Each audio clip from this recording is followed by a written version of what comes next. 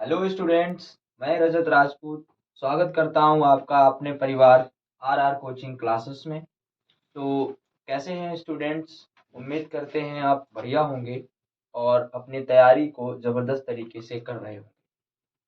आप सबको पता है कि हमारी बोर्ड जो है वो 22 फरवरी से स्टार्ट है और जो भी स्टूडेंट हाई स्कूल और इंटर में हैं तो उनके लिए ये टाइम बहुत ही इम्पोर्टेंट है, क्योंकि उनको जो है बोर्ड में बहुत अच्छे तरीके से नंबर लाने हैं और बढ़िया तरीके से तैयारी करनी है। इसी तैयारी को ध्यान में रखते हुए हमने जो है आपके लिए कोशिश की है कि सारे वीडियो हम कवर कर सकें जो बोर्ड परीक्षा की दृष्टि से इम्पोर्टेंट है। उसी क्रम में हम आज आपके लिए साइंस का एक टॉपिक लेकर आए हुए हैं जिसका नाम है प्रकाश का परावर्तन। इससे संबंधित, इससे रिलेटेड वीडियो हम एक बना चुके हैं, लेकिन तकनीकी खराबियों की वजह से वो वीडियो सही से चल नहीं पा रही है। इस वजह से हमने सोचा इसको दोबारा से आपकी क्लास में दोबारा से ली जाए ताकि आपको अच्छे से समझ में आए। ठीक है, देखिएगा। तो अगर अगर आप आपका टारगेट है कि हमको बोर्ड परीक्षा में अच्छे नंबर लाने हैं तो आप बढ़िया से तैयारी करेंगे और चैनल में जुड़ जाएंगे। ठीक है, चलिए स्टार्ट करते हैं। सभी लोग कॉपी आपी निकाल के बैठेंगे और देखेंगे। सबसे पहले हम बात करेंगे प्रकाश के परावर्तन। आज हमारा जो टॉपिक है उसका नाम है प्रकाश का परावर्तन। प्रकाश का परावर्तन से आशय से पहले हम थोड़ी यहाँ पर बात करेंगे प्रकाश के बारे में। ठीक है, कि प्रकाश है क्या। सबसे पहले तो चर्चा करेंगे प्रकाश के बारे में कि प्रकाश है क्या। देखिए बच्चा, प्रकाश जो है वो एक प्रकार की ऊर्जा है जिससे हम वस्तुओं को क्या कर सकते हैं, देख सकते हैं। ठीक है, तो यहाँ से अगर हम थोड़ा लिखना चाहें इसके बारे में तो क्या लिख सकते हैं कि प्रकाश क्या है। प्रकाश एक प्रकार की ऊर्जा है। प्रकाश एक प्रकार की ऊर्जा है जिससे हम जिससे हम वस्तुओं को जिससे हम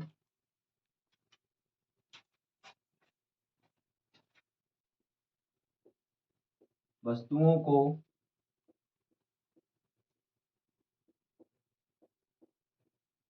देख सकते हैं जिससे हम वस्तुओं को देख सकते हैं। ठीक है, यानी लाइट एक एनर्जी है, प्रकाश एक प्रकार की ऊर्जा है जिससे हम वस्तुओं को देख सकते हैं। सबसे पहले किसी भी सोर्स से जहां से लाइट आ रही है वो लाइट जो है किसी वस्तु पर, किसी ऑब्जेक्ट पर पड़ेगी। ऑब्जेक्ट पर पड़ने के बाद हमारे आंख पे जो कार्निया है वहां पर उस वस्तु का उल्टा प्रतिबिंब बनता है, जिसके फलस्वरूप जो है हमें वो वस्तु सीधी दिखाई पड़ती है। ठीक है, तो प्रकाश एक प्रकार की ऊर्जा है जिससे हमें जो है, जिससे हम वस्तुओं को देखते हैं या देख सकते हैं। ठीक है, ओके, आगे। अब यहाँ पे कुछ बातें आएंगी प्रकाश के गुण के बारे में। जैसे प्रकाश के गुण के बारे में अगर हम बात करें यहाँ पे कि प्रकाश के गुण, प्रकाश के गुण, तो गुण में नंबर एक क्या आ जाएगा? नंबर एक आ जाएगा ये कि प्रकाश जो है वो एक सीधी रेखा में चलता है। ठीक है, पहला तो पॉइंट यहाँ पर है कि प्रकाश जो है, प्रकाश सीधी रेखा में चलता है।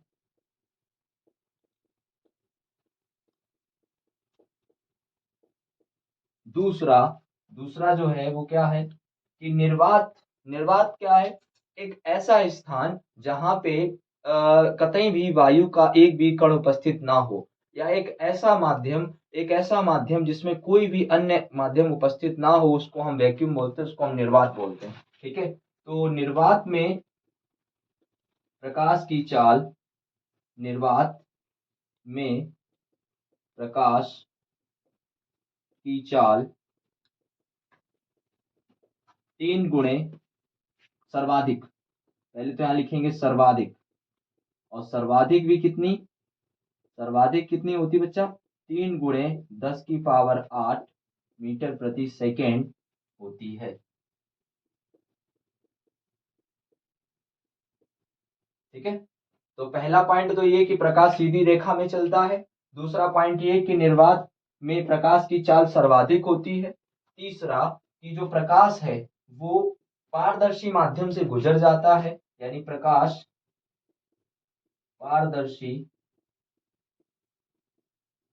माध्यम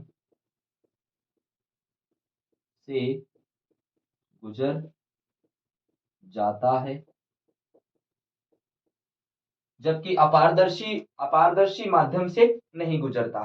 पारदर्शी माध्यम का मतलब ये है कि जिसमें जो है प्रकाश गुजर जाए, that it called be oblique, opaque माध्यम बोलेंगे, ओपेक मीडियम बोलेंगे, पारदर्शी माध्यम बोलेंगे। और जहां प्रकाश तुम्हारा नहीं गुजरता है वो अपारदर्शी माध्यम तुम्हारा हो जाएगा। ठीक है। चौथा पॉइंट ये हो जाएगा कि प्रकाश जो है, प्रकाश एक विद्युत चुंबकीय, प्रकाश एक विद्युत चुंबकीय तरंग है। प्रकाश एक विद्युत चुंबकीय तरंग है। नेक्स्ट, अब तरंग की यहाँ पर बात होती है तो प्रकाश एक तरंग भी है, वो तरंग की तरह बिहेव भी करती है, और प्रकाश एक कण की तरह भी काम करता है। प्रकाश में ड्वेल नेचर होती है, द्वैत प्रकृति होती है। वो जब जरूरत पड़ती है तो वो कण की तरह बिहेव करता है, और जब जरूरत पड़ती है तो वो एक तरंग की तरह बिहेव करता है। साथ ही इसीलिए प्रकाश दोनों तरह से, ड्वेल नेचर ऑफ लाइट बोलते हैं, ड्वेल नेचर उसका होता है, वहां पे द्वैत प्रकृति उसको बोलते हैं। ठीक है। नेक्स्ट हो जाएगा हमारा कि क्या हो जाएगा, प्रकाश अनुप्रस्थ तरंग है। प्रकाश एक कैसी तरंग है, अनुप्रस्थ तरंग है।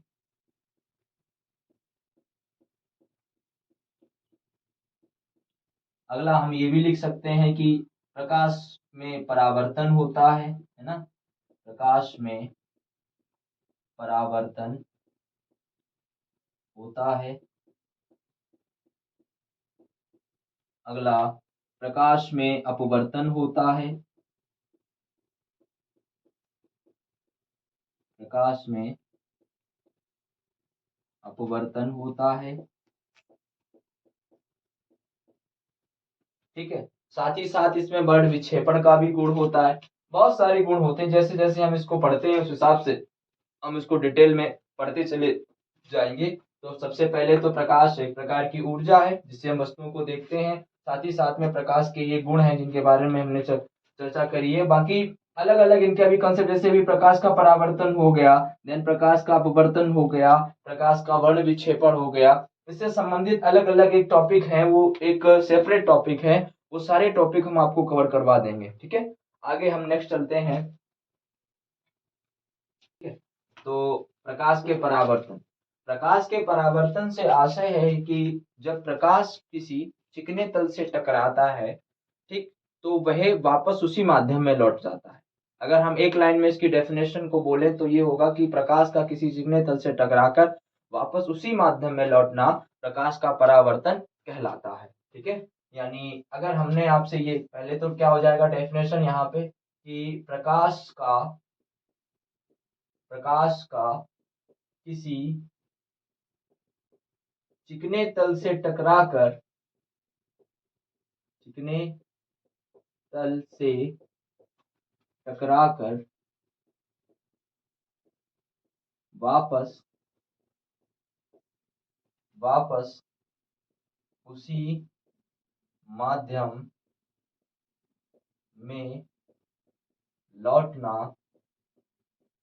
में लौटना प्रकाश का परावर्तन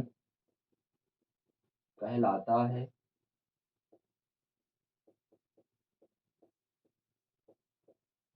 ठीक है। प्रकाश का किसी चिकने तल से टकराकर वापस उसी माध्यम में लौटना प्रकाश का परावर्तन कहलाता है। तो अगर हमने ये कहा कि हमारे पास एक यहाँ पर है कोई तल और हमने उसके एक तरफ कर दी है पॉलिश, ठीक है, तो यहाँ से कोई भी प्रकाश की किरण आएगी और आने के बाद ये टकराकर इधर चली जाएगी। तो ये किरण आई और टकराई और देन वापस लौट गई। तो ये जो तल है हमारा वो है चिकनी सतह। ये कौन सी सतह है, चिकनी सतह। और जब ये किरण आई है और टकराकर वापस गई है तो हमने यहाँ पर एक काल्पनिक रूप से एक परपेंडिकुलर लाइन ले ली है, जिसको हम बोलेंगे अभिलंब।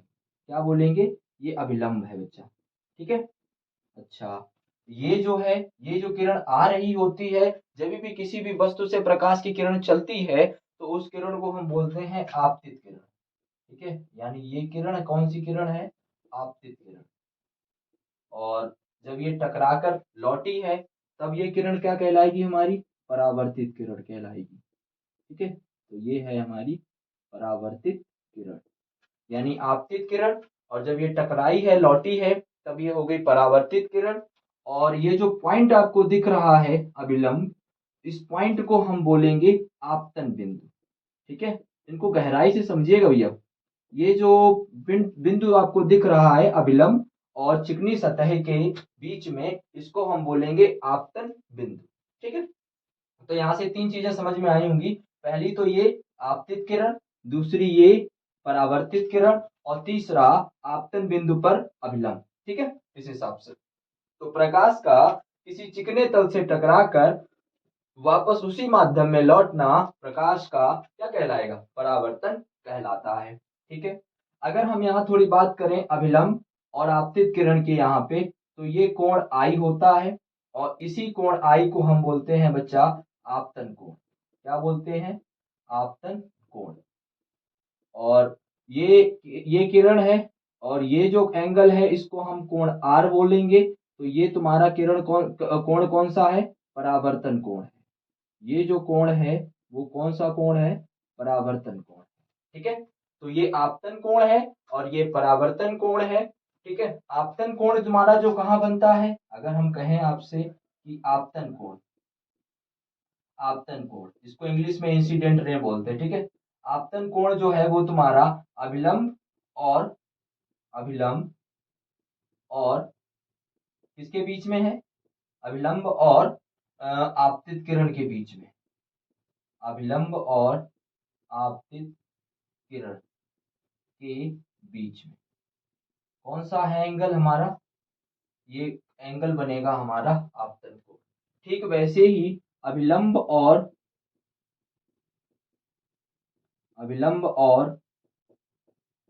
परावर्तित किरण के मध्य जो कोण बन रहा है उस कोण को हम क्या बोलेंगे बच्चा? परावर्तन कोण बोलेंगे। परावर्तन कोण। ठीक है, तो आपतन कोण का मतलब है अभिलंब और आपतित किरण के बीच का कोण, और परावर्तन कोण का मतलब है अभिलंब और परावर्तित किरण के बीच का। ठीक है, इस हिसाब से तो इसको आप सभी लोग जल्दी से नोट कर लेंगे ताकि हम इसको इरेज करें, देन आगे चलेंगे।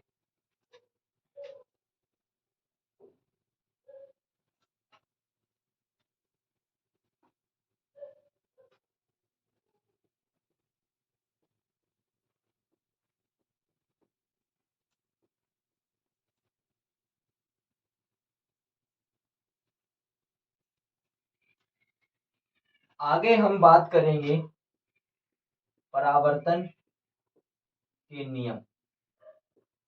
परावर्तन के नियम इंपॉर्टेंट है, ये भी बहुत ज्यादा ही इंपॉर्टेंट है बोर्ड परीक्षा की दृष्टि से। साथ ही साथ इस पे न्यूमेरिकल भी आते हैं, तो ये बहुत इंपॉर्टेंट है। पहला है हमारा क्या कि आपतन कोण का मान, आपतन, अभी मैंने आपको बताया कि आपतन कोण क्या होता है। आपतन कोण का मान सदैव, आपतन कोण का मान सदैव परावर्तन कोण के बराबर होता है। आपतन कोण का मान सदैव परावर्तन कोण के बराबर होता है। ठीक है, यानी कोण आई इज इक्वल टू कोण आर। ठीक है, यानी अगर हम इसको हिंदी में लिखें तो आपतन कोण बराबर है परावर्तन कोण के। ठीक है, आपतन कोण बराबर है किसके? परावर्तन कोण के। दूसरा क्या है, दूसरा है आपतित किरण कॉमा परावर्तित किरण, आपतित किरण कॉमा परावर्तित किरण तथा आपतन बिंदु पर अभिलंब, आपतन बिंदु पर अभिलंब तीनों एक ही तल पर स्थित होते हैं, तीनों एक ही तल पर स्थित होते हैं। ओके, तो पहला तो हो जाएगा कि आपतन कोण का मान सदैव परावर्तन कोण के बराबर होता है, और दूसरा है कि आपतित किरण, आपतित किरण अभी मैंने आपको बताया था, ये मान लीजिए कोई एक चिकनी सतह है और यहाँ पे ये अभिलंब है। अब ये कोई किरण आई और ये वापस चली गई, तो जब आ रही है उस समय ये किरण कौन सी किरण है बच्चा, आपतित किरण है। और ये जो है ये तुम्हारा है आपतन बिंदु, ठीक है। इस आपतन बिंदु पर ही जो लाइन लंबवत खींची गई है इसको बोलेंगे हम अभिलंब। ये जो लाइन है यह है अभिलंब, और ये जो किरण आपको जा रही है ये किरण जो है वो है परावर्तित किरण। कौन सी किरण है, परावर्तित किरण, ठीक है। यानी आपतित किरण, परावर्तित किरण और ये जो लाइन है ये अभिलंब, तीनों एक ही बिंदु पर स्थित होते हैं, ठीक है। तीनों एक ही तल पर स्थित होते हैं, एक ही बिंदु पर स्थित होते हैं, ये बात लगभग लगभग एक ही जैसी मानी जाएगी। यहाँ पर जो कोण है वो है कोण आई, और यहाँ पर जो कोण है वो कोण है आर। ये आई और आर कोण आपस में कैसे होंगे, बराबर होंगे, यानी आपतन कोण का मान सदैव परावर्तन कोण के बराबर होता है। दूसरा क्या है कि आपतित किरण, परावर्तित किरण तथा आपतन बिंदु पर अभिलंब तीनों एक ही तल पर स्थित होते हैं, ठीक है। आई होप आज का वीडियो आपको समझ में आया हो, हमने आपको जो टॉपिक क्लियर करवाया है वो आपको समझ में आया होगा। और अगर समझ में आया हुआ है, आपको अच्छा लगा है, तो देन चैनल में जुड़ जाएंगे और उसको क्या कर लेंगे, सब्सक्राइब कर लेंगे। कल हम आपके लिए फिर से दोबारा एक नया वीडियो लेकर आएंगे, तब तक के लिए जय हिंद।